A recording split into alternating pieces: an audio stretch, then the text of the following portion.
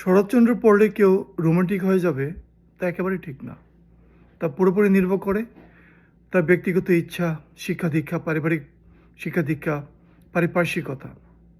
আবার বঙ্কিম পড়লে কেউ যে একেবারে রোড হয়ে যাবে, কর্কশ হয়ে যাবে তাও ঠিক না।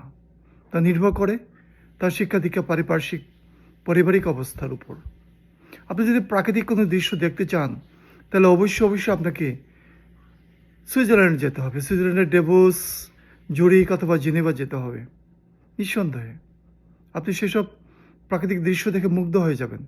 রাতের ট্রেনে করে আপনি ফ্রান্সের প্যারিস চলে আসতে পারেন। প্যারিস রেলওয়ে স্টেশনটা এত বড় যে বাংলাদেশের 3টা এয়ারপোর্ট, ঢাকার 3টা এয়ারপোর্ট এর চেয়ে অনেক বড় স্টেশন। ইউরোপের বহু দেশের ট্রেন সেই স্টেশনে আসে, ভিড়ে এবং চলাচল করে। আপনি সেখান থেকে রাতের ট্রেনে যদি আপনি হোটেল ভাড়া বাঁচাতে চান তাহলে রাতের ট্রেনে করে আপনি ভেনিস চলে যেতে পারেন। তা আপনি হোটেল ভাড়াটা বেঁচে যাবে এবং ট্রেনে ওঠার কিছুক্ষণ পরে দেখবেন আপনাকে ইমিগ্রেশন পুলিশ এসে আপনার ইমিগ্রেশন সম্পন্ন করে দেবে। একটু আপনি বিরক্ত হবেন না। আপনি দেখবেন আপনাকে কীরকম রেসপেক্ট করে, সম্মানের সাথে তারা কাজটা শেষ করে।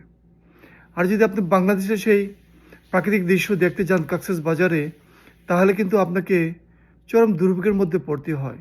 ঠিক আজকের অবস্থা যদি আমি আপনাকে বলি যে কক্সবাজারের ট্রেনের টিকিট পেতে গেলে আপনাকে দিনের পর দিন অপেক্ষা করতে হবে, কারণ অর্ধেক টিকিট তারা ব্লক করে রাখে কালোবাজারে ছাড়ার জন্য।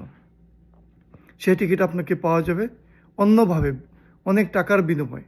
ততক্ষণে কিন্তু আপনার প্রাকৃতিক দৃশ্য দেখার যে একটা আগ্রহ, যে একটা ইচ্ছা, সেটা কিন্তু একেবারেই মাটি হয়ে যায়। আমরা যদি সেই জুরিক, ডেভোস বা জেনেভার মতো অবস্থায় পৌঁছতে পারি কখনো, সেদিন হয়তো বাংলাদেশের কক্সেস বাজার, যেটি পৃথিবীর অন্যতম একটি সি বিচ, সেটি দেখার জন্য দেশের মানুষ, বিদেশিরা অপেক্ষায় থাকেন। কিন্তু শুধুমাত্র যোগাযোগ ব্যবস্থার কারণে, শুধুমাত্র দালাল চক্রের কারণে, শুধুমাত্র আমলাতন্ত্রের কারণে সেই পৃথিবীর বৃহত্তম সেই সি বিচটি দেখার সুযোগ মানুষের খুব একটা হয় না।